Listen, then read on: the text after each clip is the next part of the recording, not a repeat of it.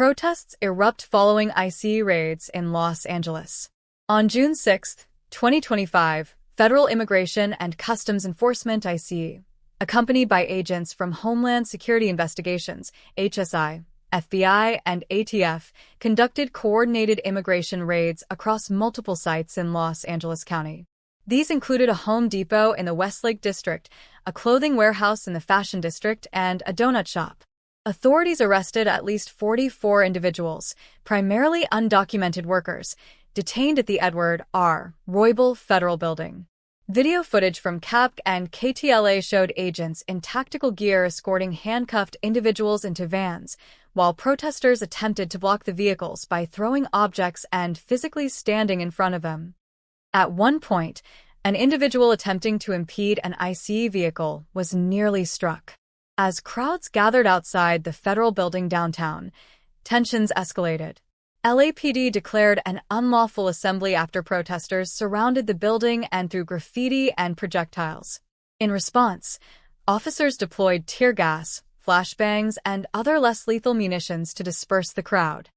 By 7 p.m., about 200 protesters remained, prompting a citywide tactical alert.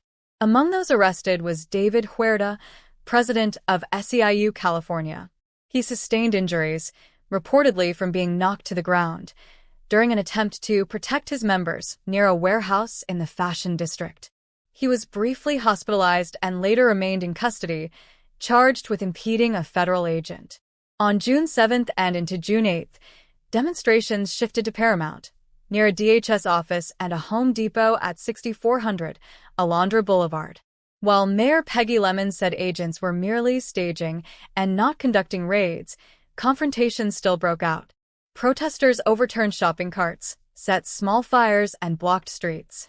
Agents deployed tear gas. At least one protester was injured after bleeding from a head wound. Multiple arrests occurred for alleged assault on federal agents. In reaction to escalating unrest, President Trump signed a presidential memorandum deploying 2,000 National Guard troops to California starting June 7th under Title 10 authority. Defense Secretary Pete Hegseth warned that if violence continued, active-duty Marines at Camp Pendleton would be placed on high alert. Federal authorities branded the protests as lawlessness, instigated by sanctuary politicians, accusing them of undermining ICE efforts. DHS spokesperson Tricia McLaughlin singled out Governor Newsom and Mayor Bass for vilification of law enforcement.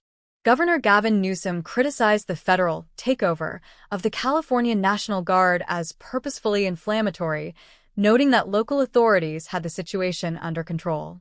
Mayor Karen Bass condemned the tactics as terrorizing immigrant families and disrupting safety. She emphasized the lack of communication and coordination between federal and local officials. Democratic lawmakers, including Representatives Luz Rivas and Jimmy Gomez, were barred from visiting detained individuals at the Roybal Building. Rivas called the denial of oversight a stain on our values. More than 45 people have been arrested across raids and protests. ICE reaffirmed its commitment to continue targeting criminal illegal aliens and warned that violence against federal officers would lead to prosecution.